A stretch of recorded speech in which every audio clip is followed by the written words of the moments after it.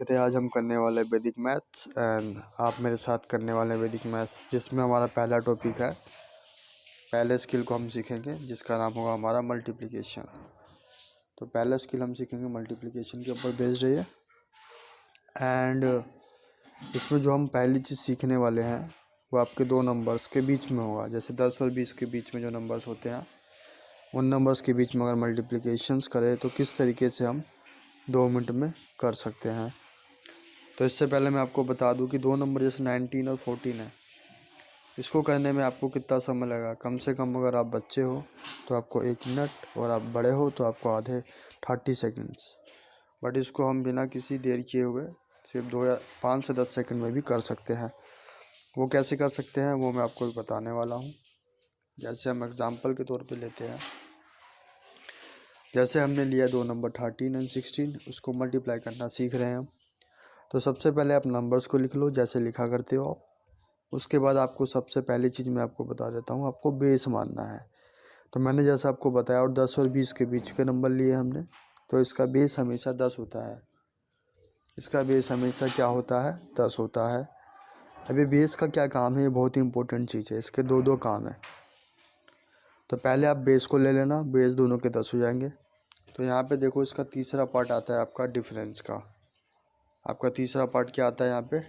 Difference का। तो यहाँ पे हम क्या कर रहे थे, यहाँ पे हम देख रहे थे डिफरेंस, ठीक है। तो ये डिफरेंस क्या चीज़ है, ये कैसे आया और इसमें प्लस का साइन क्या है। तो ध्यान देना, यहाँ पे प्लस का साइन भी हो सकता है और माइनस का साइन भी हो सकता है। वो मैं आपको बताता हूँ कैसे हो सकता है।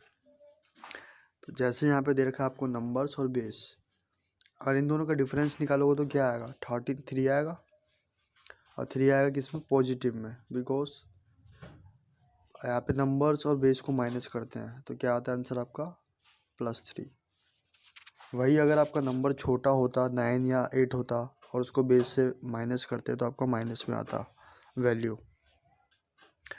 इसलिए ध्यान देना, डिफरेंस आपका क्या आया? 3 आया। 13 और 10 को डिफरेंस करके, और 16 और 10 को डिफरेंस करके कितना आया? 6 आया। तो ये तीनों चीज़ मैंने आपको बता दी, नंबर कैसे आया, बेस कैसे आया और डिफरेंस कैसे आया। अब इस 3 के बाद आपके पास जो आंसर आता है, ये आपका आंसर वाला पार्ट है। ये आपका आंसर वाला पार्ट है। तो आंसर को आपने 2 पार्ट में डिवाइड कर दिया, एक फर्स्ट पार्ट और एक सेकंड पार्ट। तो फर्स्ट पार्ट कैसे निकालेंगे? फर्स्ट पार्ट बहुत इजी है, फर्स्ट पार्ट बहुत ज़्यादा इजी है। तो मैं आपको बताता हूँ फर्स्ट पार्ट कैसे निकालेंगे। फर्स्ट पार्ट में आपको करना क्या है, जो आपका पहला नंबर था, नंबर को इस वाले डिफरेंस से क्या करना है आपको? प्लस करना है। क्या करना है आपको? प्लस करना है। माइनस होता अगर उसके साथ, 6 के साथ, तो माइनस करना होता। करना क्या आपको? 6 से प्लस करना है। उसके बाद नेक्स्ट चीज़ क्या आती है आपकी? प्लस करने के बाद ध्यान से देखिए, प्लस करने के बाद आपके पास क्या आंसर आएगा? 19 आएगा। तो पहला पार्ट आपको मिल गया 19। अभी आंसर पूरा नहीं हुआ है। उसके बाद आपको देखना है सेकंड पार्ट को। सेकंड पार्ट 1 डिजिट का मतलब क्या हो गया? ध्यान से देखना, ये समझने वाली बात है। जो आपका बेस है, बेस में आप ये बताओ कि कितने जीरोज़ है। यहाँ पे टोटल नंबर ऑफ जीरो सिर्फ 1 है, मतलब 10 ले रहे तो 10 में तो एक ही जीरो होगी ना। तो उसके हिसाब से आपका सेकंड पार्ट में सिर्फ 1 डिजिट आना चाहिए। तो देखो ध्यान से, इस हिसाब से जो हम समझ रहे हैं, इस हिसाब से हमारा क्या, इसका 2 काम है।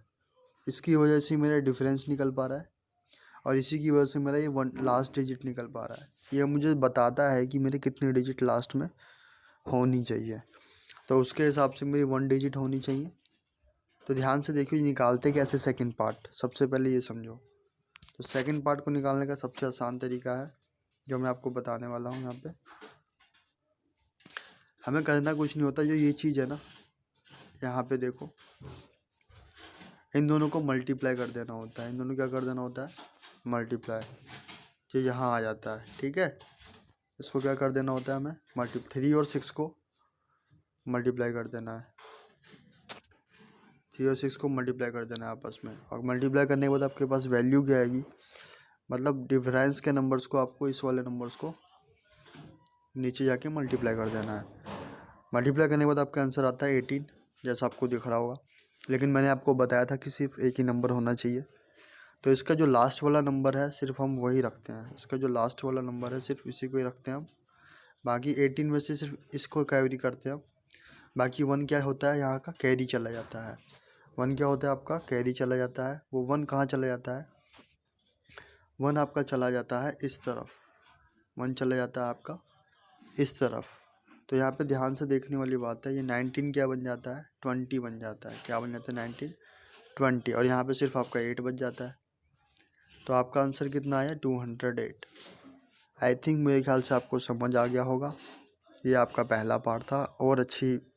और इसके प्रैक्टिस क्वेश्चंस लाने के लिए प्लीज़ मेरे चैनल को सब्सक्राइब कर दिए, आगे बढ़ाइए, लाइक कीजिए। मैं आपको और भी नए नए वैदिक मैथ्स के क्वेश्चन ला के देते रहूँगा, और इसका सेकंड थर्ड पार्ट भी मैं ज़रूर बनाऊँगा। Thanks for their support. Thank you.